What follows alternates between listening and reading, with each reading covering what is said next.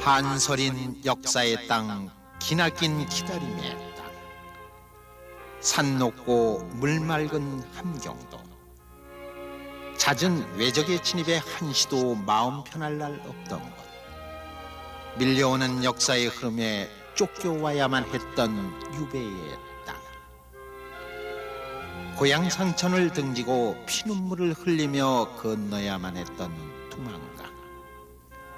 굽이쳐 흐르는 두만강가에는 아직도 고향 땅을 밟지 못하는 이들의 피 맺힌 절규가 메아리 친다.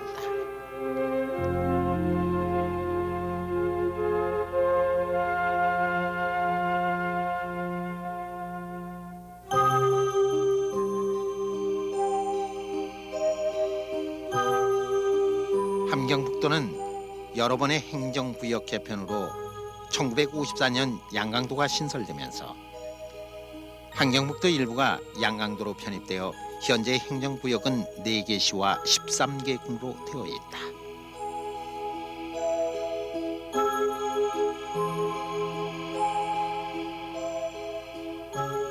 함경북도의 도청 소재지인 청진은 원래 경성 땅이었으나 1908년 개항되어 1929년 함경선이 개통되면서 항구도시로 자리 잡았다.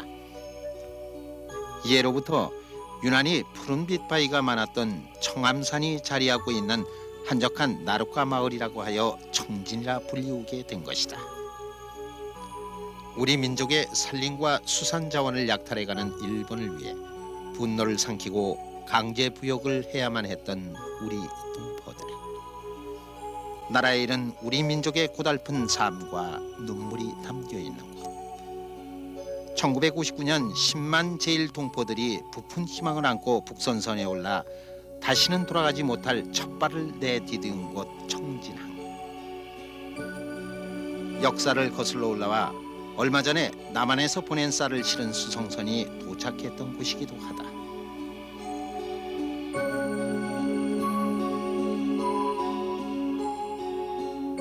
청진시에 남은 옛 건물 중에 하나인 라남고등학교.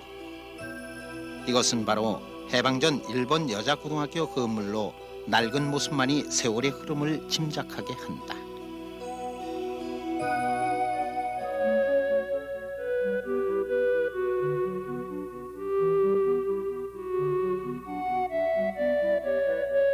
이곳 청진은 녹마국수로 유명하여 어느 집에서나 낡은 국수 기계를 볼 수 있다. 귀한 손님이 왔을 때 대접한다는 녹마국수.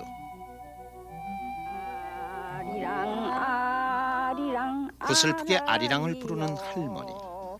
똑같은 말과 똑같은 우리의 노래 아리랑인데 왠지 서글프게 느껴지는 것은 무엇일까? 왜 우리는 같은 민족이면서도 서로 만나지 못하는 것일까?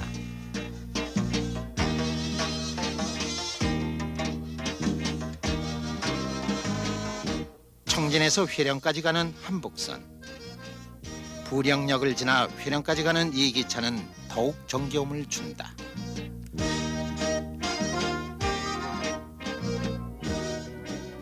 두만강을 사이로 만주와 마주한 회령. 만주로부터 외침이 잦아 조선 초 개척한 육진이 한 곳이다.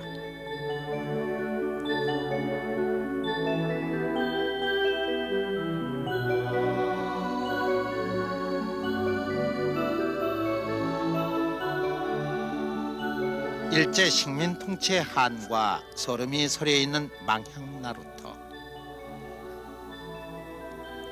정든 고향 산천을 가슴에 묻고 이역으로 떠나는 사람들의 통곡이 그치지 않았던 곳.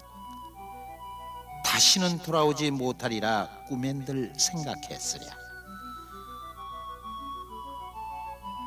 누가 우리의 가슴에 함부로 금을 그어 잠시의 이별이 이토록 기나긴 이별이 될 줄은 짐작이나 했겠는가.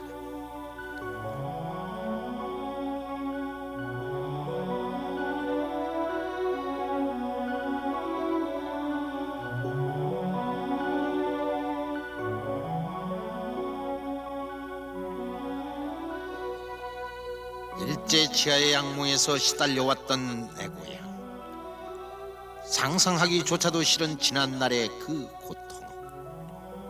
그러나 내가 살던 지난 추억이 이곳에 담겼건만 어느 하나 내 것일 수 없고 세월이 지난 오늘 이 나룻배만이 우리 민족의 순환의 역사를 말해주듯 가슴 시린 역사로 남았다. 나루터를 가득 메웠던 그날의 아우성은 어디로 가고 지금은 낡은 나룻배만이 홀로 남아 떠난 이들을 애타게 기다리는가. 정녕 누가 그들의 고향을 앗아갔는가.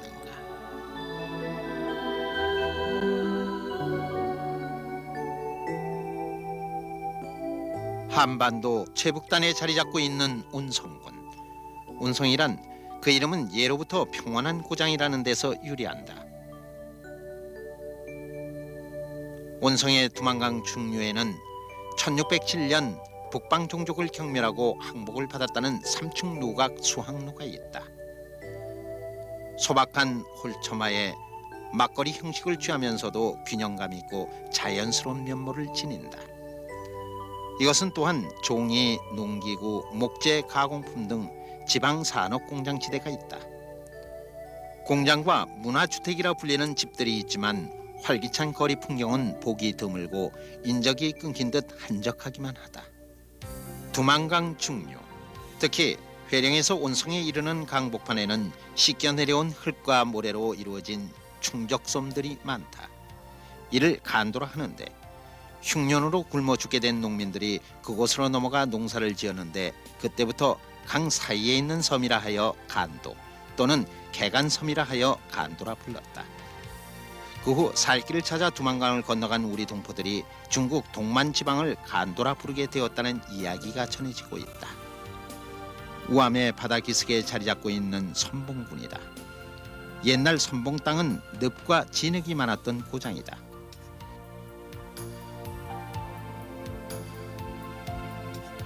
이곳은 해방 당시 경운군이었는데 1952년 독군으로 이름이 바뀌고 거기서 갈려져 나와 현재는 선봉군으로 불린다.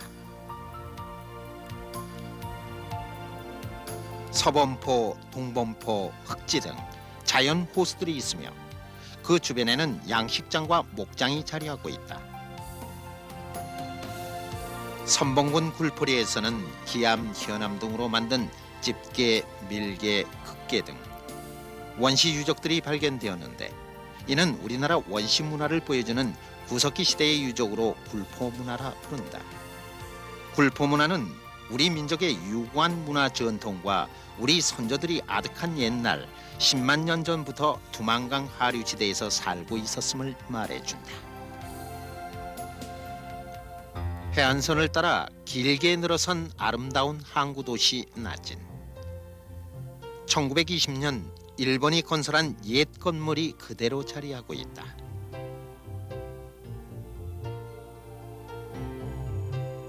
이 모습 생각나십니까?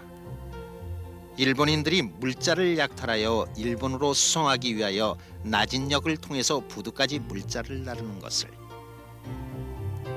나진은 일제시대 때 지어진 역과 항구가 여전히 남아있는데 일제가 부산역을 짓고 그 설계도 쌍둥이처럼 지은 역이 바로 나진역이다.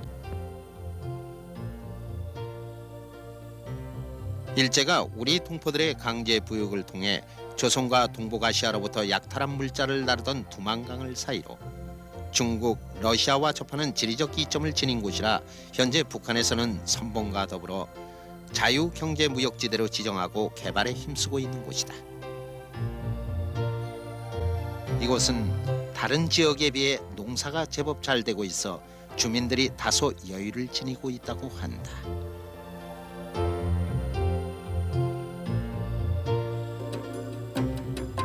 함경북도 무산군에 자리 잡고 있는 무산 광산이다.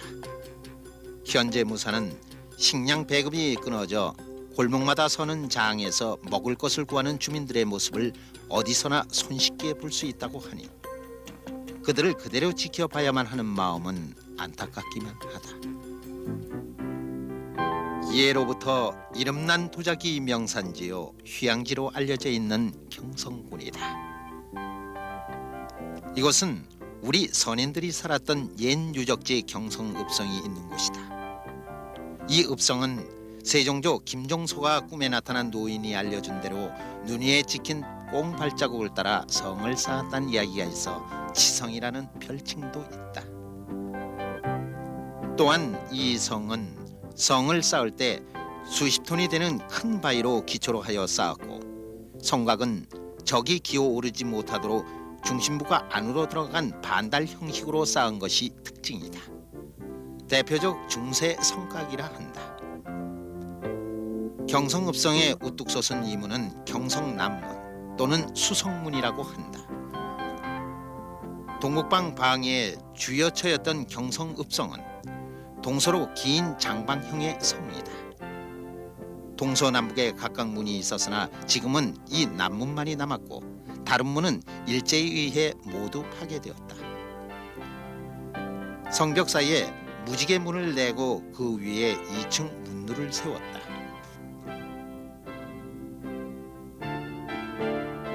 경성읍성 뒤로 돌아가면 승암 노동자 구역에 조선시대에 지은 경성향교와 고려시대 조선시대에 걸쳐 북방 개척에서 공을 세운 사람들을 기리는 사당이 있다. 정북사는 12세기 초 여진족의 침입으로부터 고려의 동북 국경지대를 지키는 데 공로를 세운 윤관 장군을 추모하는 사묘로 1437년 세종 19년에 세워졌다. 또 한 가지 빼놓을 수 없는 특산품의 하나는 경성 토자기이다. 병치료를 위해 찾는 사람들의 발길이 끊이지 않는다는 경성군 주울의 모래온천과 옴포온천은 주변 동해의 풍경과 어우러져 항영북도 팔경의 하나로 불리운다. 주울은 몽고어로 온천이라는 뜻인데 경성의 온천 지역을 일컫는 말이다. 400년 역사를 자랑하는 상원 포리에 있는 라돈샘 옴포 온천은 주위에 수만 개의 도금을 세워놓은 듯한 기암절벽의 관모봉과 그곳에서 흘러내리는 관모천 등의 경승지가 가까이 있어 관광명소로 더할 나위가 없는 곳이다.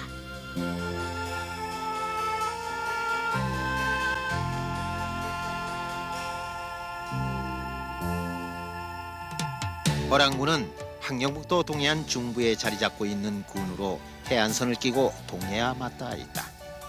해안선은 어랑단을 향하여 동쪽으로 약간 치우치면서 내달리다가 크고 작은 호수를 아는 어랑평야에 이른다. 이곳 바다 길석의 백사장에는 바람막이 숲이 병풍처럼 둘러서 있고 동해안 지대를 제외한 대부분의 지역에는 산들이 솟아있다.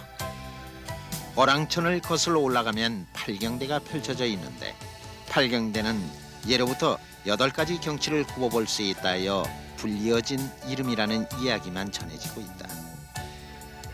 북한에서는 어랑군의 자랑으로 현대적 설비를 갖춘 도시 부럽지 않은 곳이라고 선전하지만 마치 옛거리를 보는 듯 낡은 건물과 조그마한 상점, 한산한 거리만이 눈에 들어올 뿐이다. 신고산 타령의 후렴구 어랑어랑 어이야로 익숙한 고장 어랑천. 어랑천이 바다로 흘러드는 곳에는 장연호, 무개호 등 맑은 호수들이 자리 잡고 있다.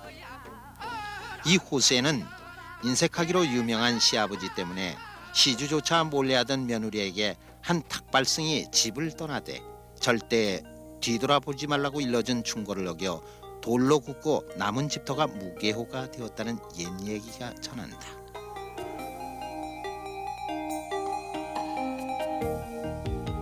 임진왜란 때 이곳 항영북도까지 들어온 왜군에 대항해 승리를 거둔 의병을 기리기 위해 사당을 지었는데 그 사당이 없어지자 이 자리에 세운 비석이 바로 장렬사비이다. 나라를 지키려는 그때의 함성은 사당과 함께 사라졌는지 깨지고 금이 간 상처의 흔적만이 남아 그들의 원혼을 달래준다. 어랑이란 이름도 이때부터 란을 막았다 하여 어란이라 부르던 것이 어느 사이 어랑으로 불리우게 되었다고 한다.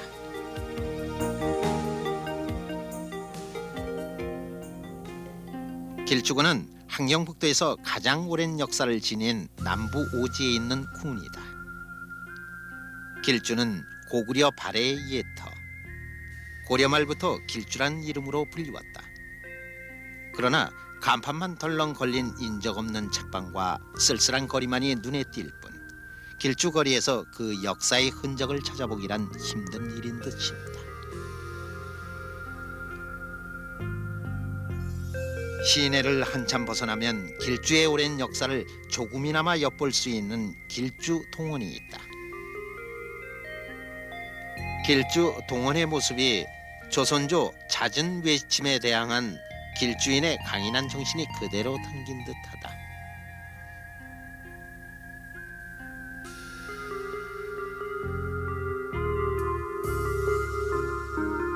길주읍성은 외적의 침입을 막기 위하여 1398년에 쌓은 성이다. 하나하나 꼼꼼하게 쌓아 올린 성벽에서 잦은 외적의 침입을 받아야만 했던 우리 선조들의 고단한 삶이 느껴진다. 고달픈 하루를 마치고 시원스레 흐르는 냇가에 나와 앉아 하늘거리는 버들강아지를 바라보며 서글픔을 달랬을까.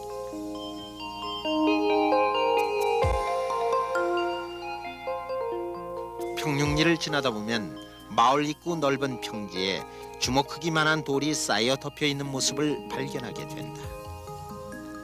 이것은 시족 공동체의 무덤으로 특이한 형태의 평육리 마을 무덤이다. 우리 민족이 옛부터 혈연을 주시했음을 알 수 있다.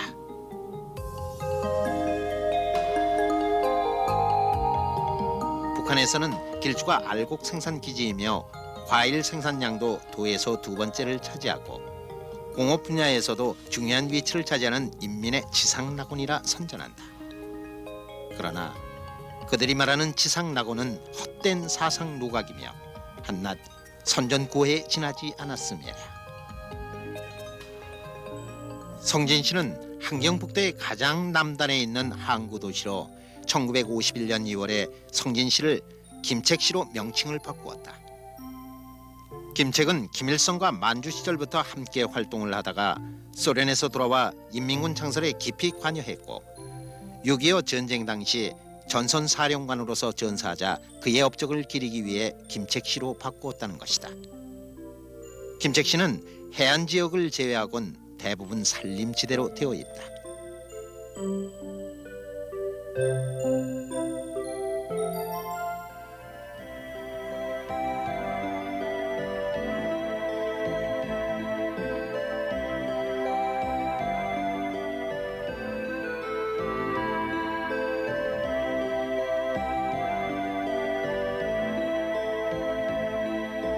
함경남도는 해산군, 삼수군, 갑산군, 풍산군이 1954년 10월 행정구역을 개편하면서 새로 신설된 양강도로 편입되었다. 양강도는 넓은 고원과 험한 산맥, 높은 산들이 있어 우리나라 지붕이라고 불리우기도 했다. 백두산 관광의 관문인 해산시. 양강도가 생길 때 해산군, 해산읍, 춘동리, 영흥리, 중리와 위엄포 노동자 구역이 합해 해산시가 되었다. 해산 시내에 있는 괴궁정은 해산 징성과 함께 예로부터 우리나라 북방 방비의 중요한 초소로 꼽힌다. 조선 초기 이곳에 주둔했던 군인들이 활을 걸어놓은 채 외적의 침입을 감시했다 하여 괴궁정이라는데 본래는 해산 진성 남문의 문유였다. 괴궁정은 지금도 해산시를 지키는 것이 자신의 임무인 듯 해산시를 굽어보고 있다. 이 괴궁정 언덕에 올라서면 해산 교두가 바라보인다. 일제시대부터 이 자리에 서 있는 교두 밑으로 흐르는 강물과 함께 세월만이 덧없이 흐르고 있다.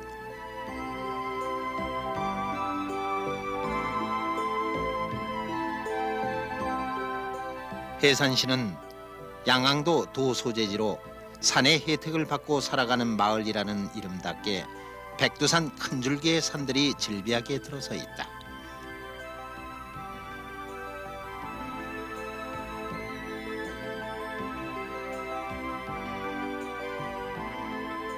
행정구역상으로는 양강도라지만 북한 주민들에게는 아직도 함경도로 통하고 있는 곳이기도 하다.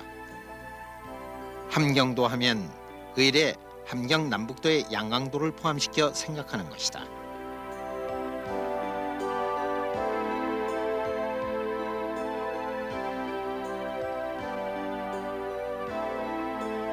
해산시로부터 압록강 기슭을 따라 가노라면 맑은 시내를 끼고 아늑한 마을이 보인다. 내곡온천으로 유명한 보천읍이다. 해방 전 보천군은 함경남도 갑상군에 속해 오다가 해방 직전엔 해상군 산하에 있었으나 현재는 양강도에 속해 있다. 보천읍에는 김일성이 항일투쟁 당시 보천보 지서, 면사무소 등을 습격하였다 하여 이곳을 혁명 전통 교양의 일환으로 꾸며놓았다.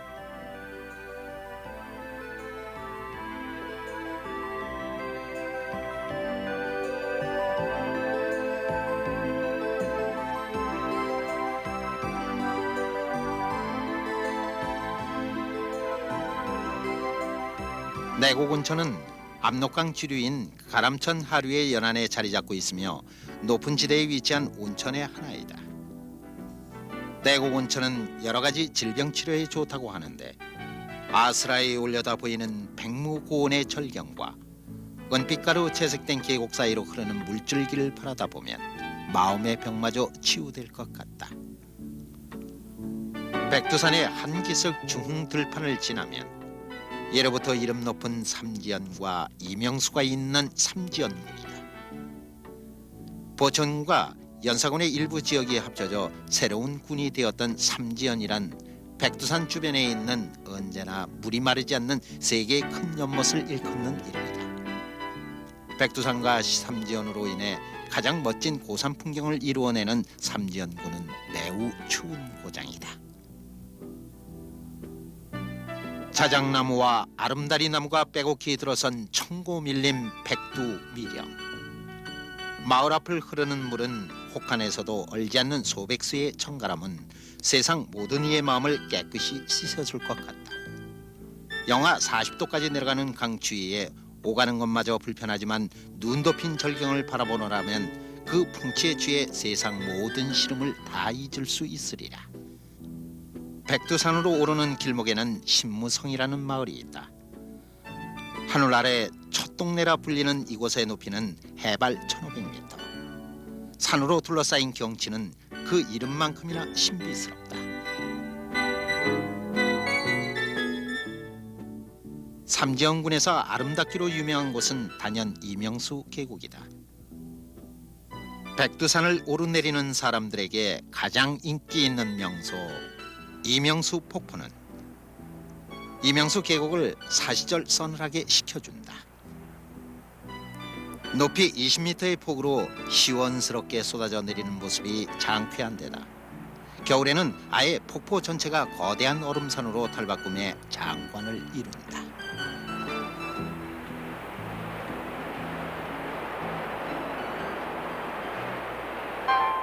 예로부터 우리나라의 지붕이라 불리우던 개마고원과 백무고원이다.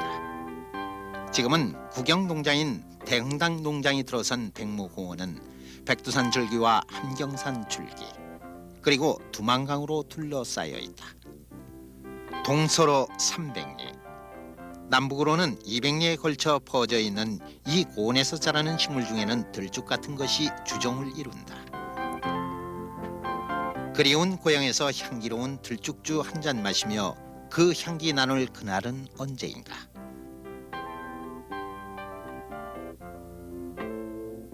평균 높이가 1000m에 이르는 이 고원은 해방 전에도 서른과 한숨의 땅이었다. 일제에 땅을 뺏긴 후 살 길을 찾아 헤매다 지쳐 보찜을 불어놓았던 가난한 농민들의 땅. 지금은 고된 일에 지친 북한 주민들의 한숨이 흐르는 곳. 얼마만큼의 세월이 흘러야 애타게 기다리는 희망의 땅, 풍요의 땅으로 기억될 수 있을까?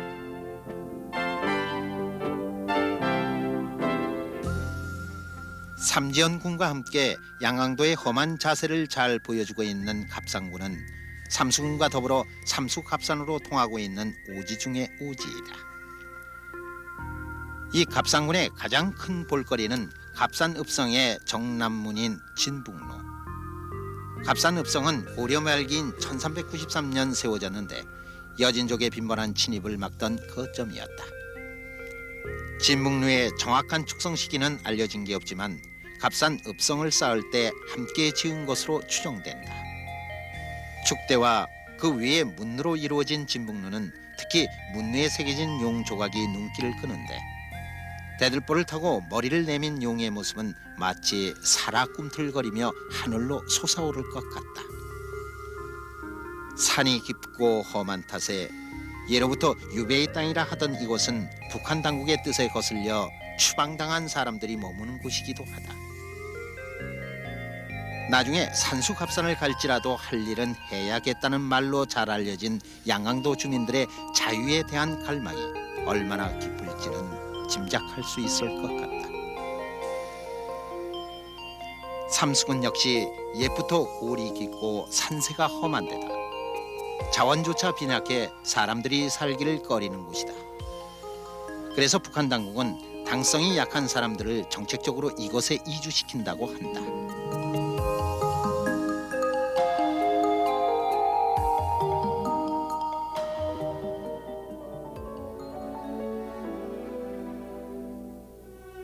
김영권 군은 풍산군의 새 이름으로 김일성의 삼촌 이름을 따서 지은 것이다. 후창군 역시 김일성의 아버지 이름을 따서 김영직 군으로 하고 심파군마저 김정숙 군으로 개칭하였다. 그러나 아무리 이름이 변했다 해도 그리운 산천, 정든 내 고향의 산줄기, 물줄기는 역사의 거친 풍파를 헤치고 유유히 흘러간다. 김일성 본처 이름을 따서 지은 김정숙군. 이곳의 옛 이름은 심파군이다.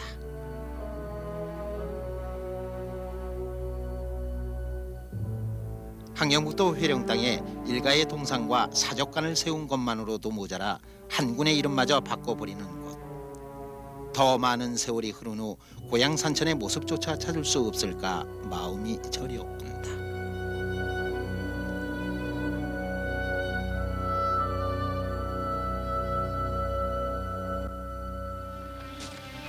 백두산의 나무로구나.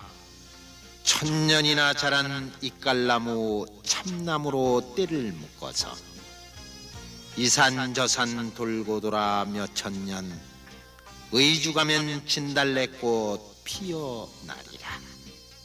에이야 대야 에이야 대야. 압록강에서 본류한 원목들을 신의주까지 강물 위에 띄어보내는 두만강 유벌공들은 이렇게 노래한다. 여정이 길어지면 뗏목 위에서 숙식까지 한다는데 이런 멋진 가락을 부를 여유와 낭만은 어떻게 찾아냈을까?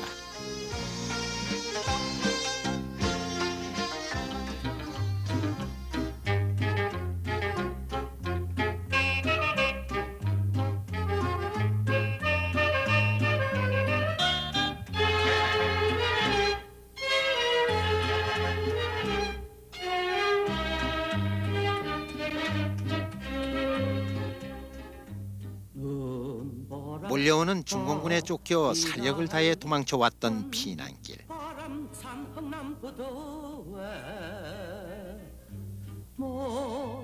흥남부두는 아비 귀환이었다.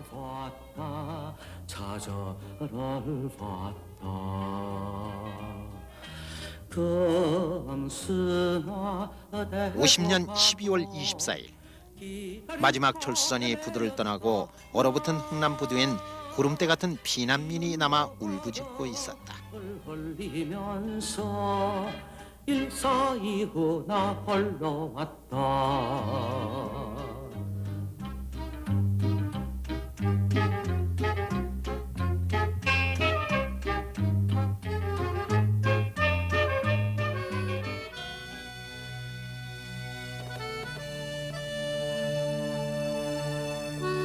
세월은 흘러 어느덧 45년. 흥남부두는 그날의 눈물과 회한을 잊고 말았는가. 해방 전 함주군의 일부였던 흥남이 함흥시의 한 구역으로 편입돼 있는 점도 달라진 면모라 하겠다.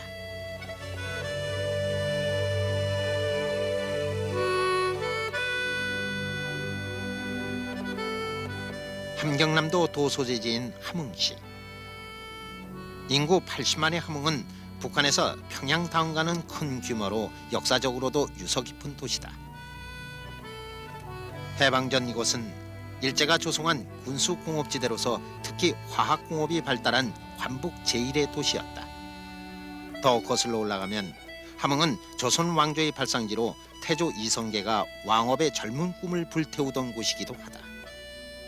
때문에 도시 곳곳에 유서 깊은 명승고적이 많이 남아있는데 시내 동흥산 구역에 자리한 선화당도 그중 하나이다.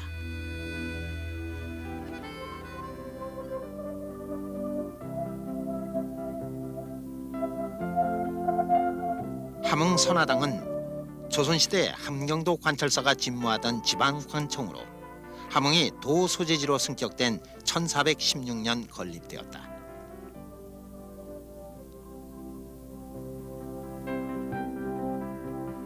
정면 8간, 측면 4간의 겹쳐마 집인 선화당은 규모가 크면서도 잘 짜인 건물이다.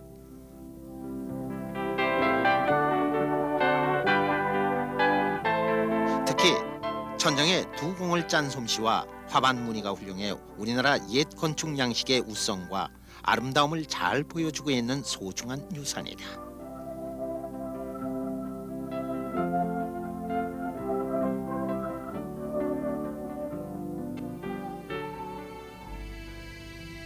선화당 인근의 동산 구역엔 거대한 은행나무가 한 그루 있다. 우람하게 솟은 위형이며 사방으로 뻗어간 나무가지 모양이 이체를 띄우는 이 은행나무는 함흥 일대에서 제일 큰 것으로 천연기념물로 지정해 보호하고 있다.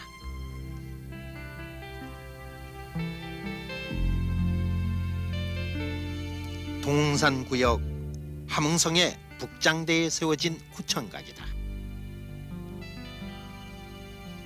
높이 6.5m의 죽도 위에 무지개 문을 통하여 문으로 올라가는 계단이 있다.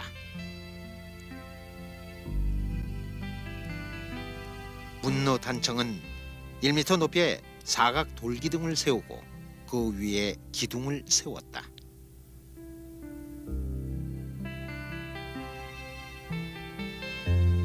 역시 천연기념물로 지정된 함흥판소.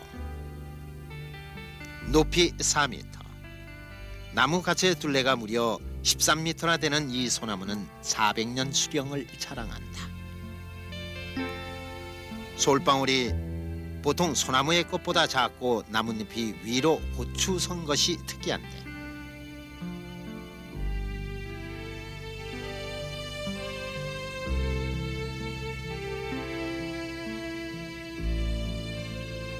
무엇보다도 이 소나무는 위로 자라 올라가는 것이 아니라 땅 위에 기어내려서 마치 소반처럼 자라는 것이 특징이다.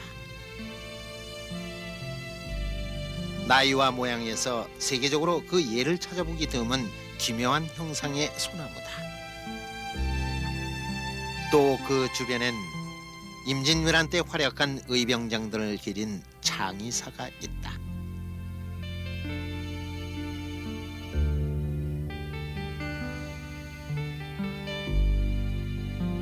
짙푸른 동해 바다를 바라보고 자리한 함흥은 경치 좋은 바닷가 유원지로 유명하다. 마전 유원지는 잔잔한 물결의 해수욕장을 비롯해 각종 놀이 공간이 한 곳에 모여 있는 종합 휴양지이다.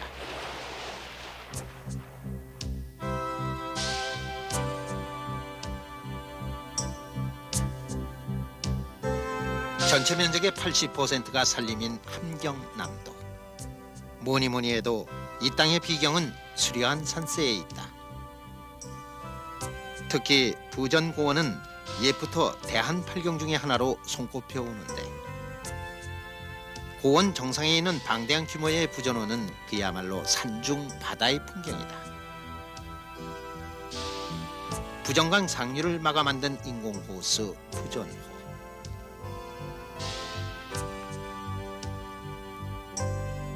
이 물은 주변에 부전강 발전소로 이어져 북한 지방의 중요한 전력 공급원이 되고 있다.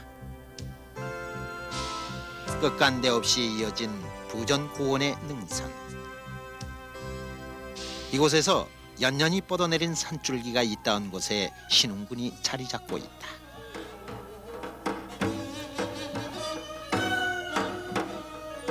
경치 좋기로 이름난 신흥 땅의 오봉산. 300m 길이의 암벽에 머리 높이만 해도 50m나 되는 일명 용바위.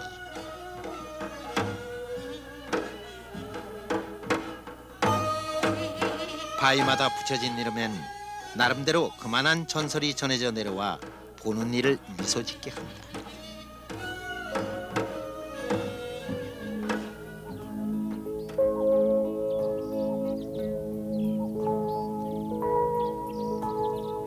행여 손탈까 이 거시골 길목을 지키느라 곰의 새끼를 거느리고 밤낮으로 나와 앉았다가 그만 굳어지고 말았다는 곰바위.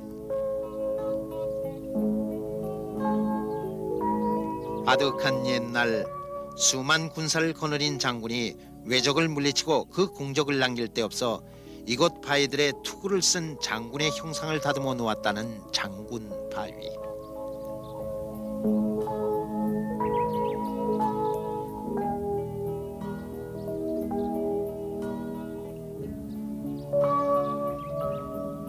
해발 2000m의 오봉산.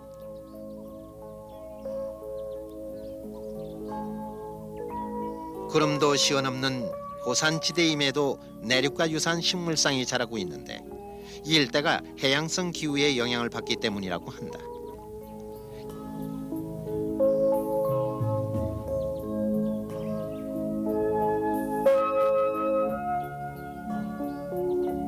기기묘묘한 기암절벽도 장관이지만 계곡마다 넘치는 폭포수 또한 가히 절경이다.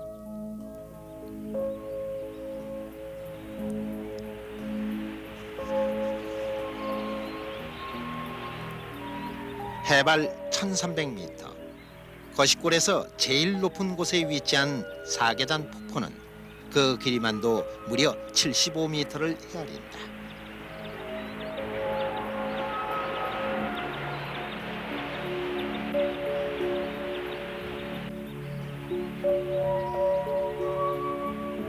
아득한 바위로 눌러막힌 벼랑 꼭대기에서 바위짬으로 흘러내리는 물줄기.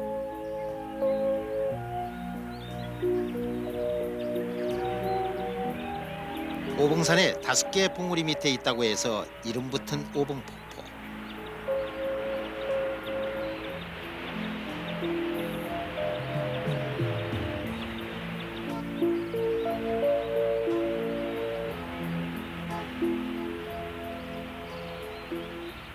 폭포수 떨어지는 소리가 바위 밑 공간에서 마치 북소리처럼 울린다고 해서 이름 지어진 둥둥폭포.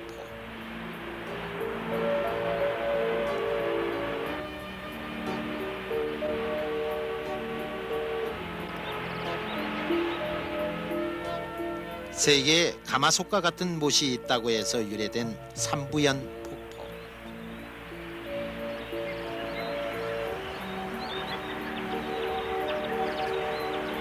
어디에서 샘 구멍을 찔렀는지 정수리에서부터 물줄기가 시작되는 오봉산 50리 거시골은 그야말로 온통 폭포의 계곡이다.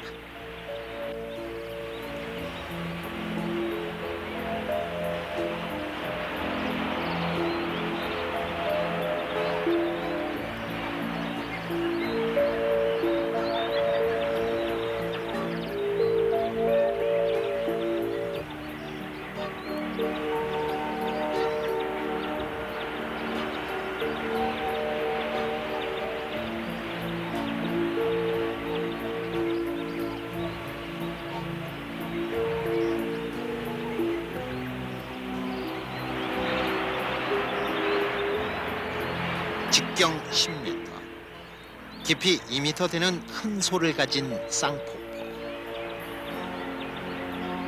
네 갈래 물줄기가 한 소를 이룬다 해서 붙여진 사형제 폭포.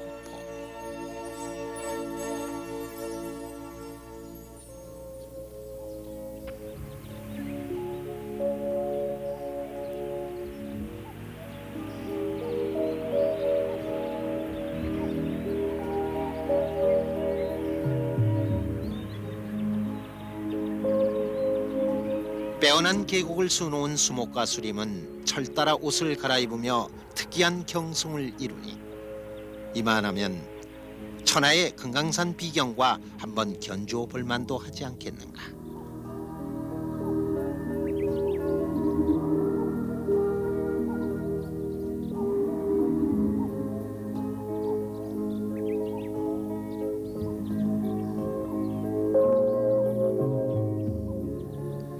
신흥군에서 남쪽으로 달리면 바다를 끼고 누운 흥원군을 만난다. 이곳에서 둘러봄직한 명소는 바닷가 벼랑에 서 있는 해월정. 규모는 그리 크지 않지만 합각지금에 단청을 입힌 모양새가 단아한 맛을 풍기는 해월정은 절개를 지키기 위해 바다에 몸을 던진 한 여인의 전설이 깃들어 있어 한층 고즈넉하다.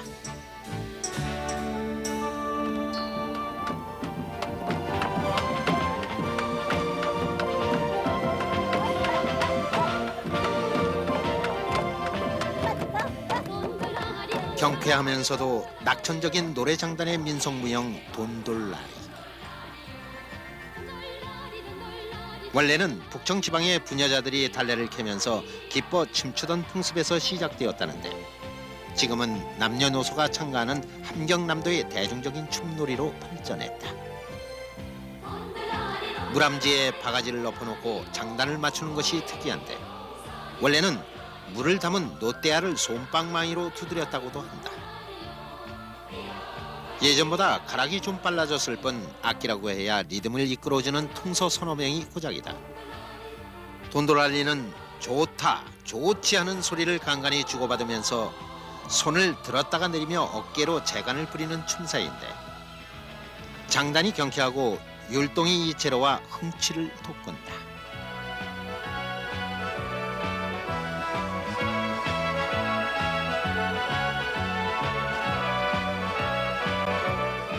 돈돌라리의 고향 북청. 이곳 출신이 아니더라도 친숙한 느낌으로 다가오는 고장. 북청은 일제치하에서 농민운동이나 항일운동이 치열했던 방골 정신의 지방이었다. 새벽녘 잔소리를 밟으며 물을 지어 나르는 사람들. 북청 물장수를 아십니까? 지게로 물을 팔아서 자녀의 학비를 충당했던 북청 사람들의 강인한 기질은 저 유명한 북청 물장수를 만들어냈으며 자녀에 대한 이 같은 치열한 교육열 덕분에 북청군은 전국에서 문맹이 가장 적은 지방이 되기도 했다. 해방 직전까지 운영되던 학교 수가 무려 70여 개.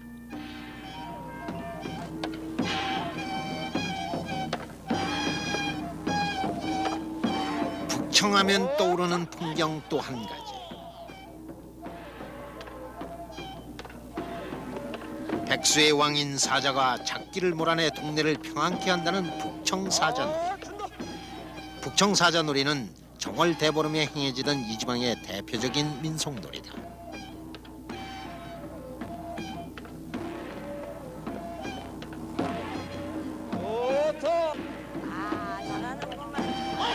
정월 열나흘 달이 뜬 뒤로부터 시작된 사자놀이는 대보름 새벽까지 계속되었고 16세 이후에는 초청받은 동네 유지의 집을 돌며 놀았다.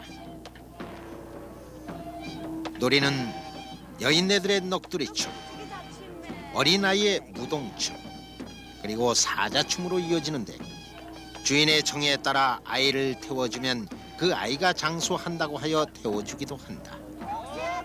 이 북청 사자놀이는 6.25 전쟁 뒤 월남한 사람들에 의해 서울을 중심으로 전승되고 있다.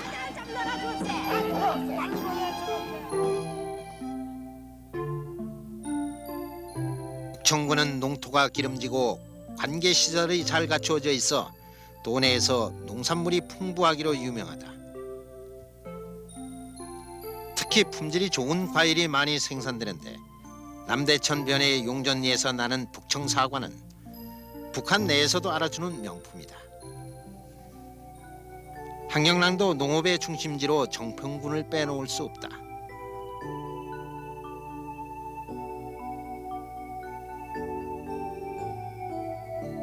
정평군에서는 우리나라에서 가장 큰 자연호수 광포호가 있다.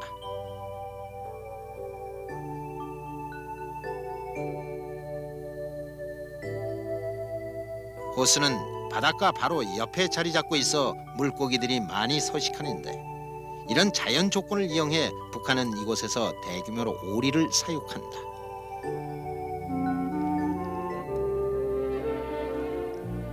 백운산, 정편군과 이웃한 함주군이 자랑하는 명산이다. 웅대한 폭포들이 풍경을 한층 돋구어 주는데, 백운산에서 꼭 찾아봐야 할 명승지는 사찰 용흥사이다.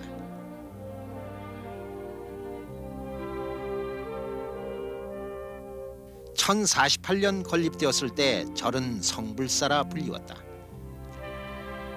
용흥사라고 개칭된 것은 19세기 중엽 건물을 다시 고쳐 세우면서부터다. 용흥사는 대웅전을 중심 건물로 하고 운하루, 향로정, 산신당이 주변에 들어서 있다. 대웅정의 단청과 앞면에 강조된 정교한 조각들은 건물의 우아함을 한층 살려주고 있는데, 선인들의 예술적 건축 기량이 어느 정도였는지는 짐작해야 한다.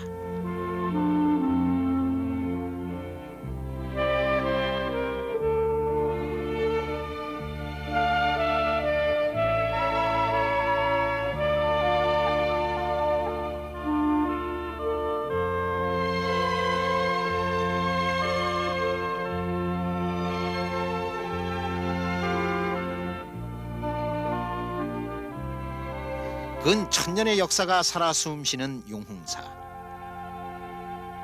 용흥사는 고려시대의 목조 건축술을 살펴볼 수 있는 나라 안에서도 몇 안 되는 귀중한 문화유산으로 손꼽힌다.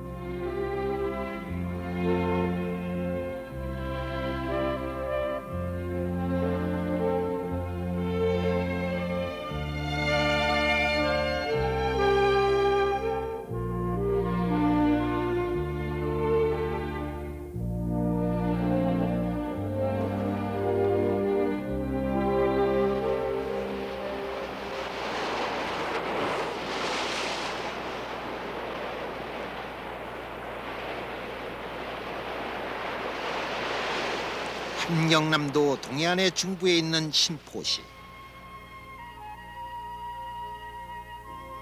신포는 북한에서는 보기 드문 원양 어업기지로 주로 잡히는 어종은 명태. 그 부산물인 명란젓과 장란젓도 이 지방의 특산물이다.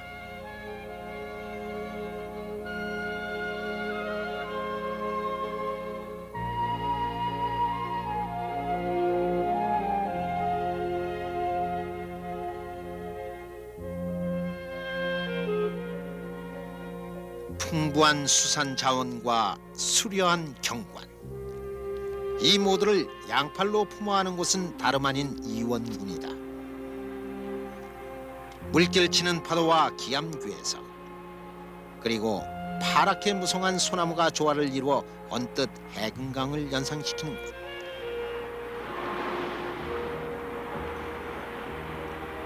그 옛날 해변의 이 바위에 앉아 바닷가를 마주보며 학업을 닦던 선비가 과거에 합격했다고 해서 붙여진 이름이 학사대. 전설을 증명이나 하듯 수천 권의 서적을 겹쳐 쌓은 듯한 형상의 바위가 병풍처럼 둘러서 있다.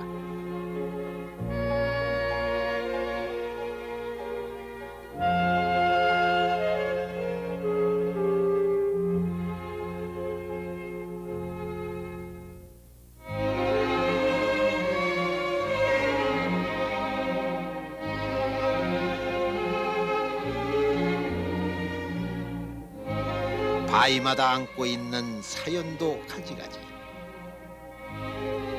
산짐승이 내려왔다가 그 경치에 매혹되어 그만 선체로 굳어져 화석이 되어버렸다는 전설적인 이야기도 전한다.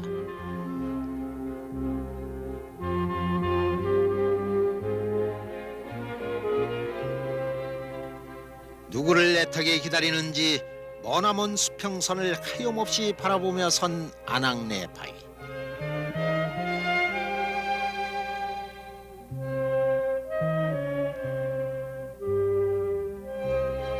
명예 일출의 아름다움에 사로잡혀 지금까지 떠나지 못한다는 사자바위.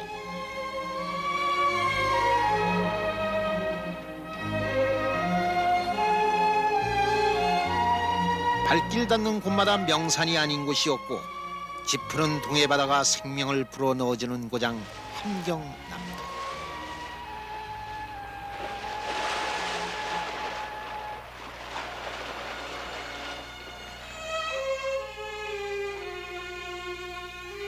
분단 반세기의 풍상에도 불구하고 옛 모습 그대로인 산천.